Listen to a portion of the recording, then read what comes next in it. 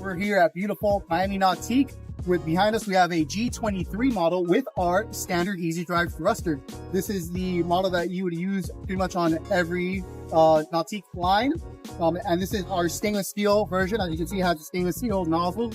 If you're ever interested in doing a self-installation, look right here. This is your main shaft, which is going to be 1.25 inches wide.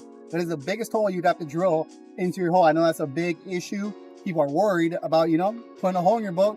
Well, don't worry. That's going to be the biggest hole, and you're going to have 2 smaller holes just to brace it in place. After that, you're going to run your cables to your eye box and to your batteries, and then run your controls up to your helm station, and you are ready to rock and roll.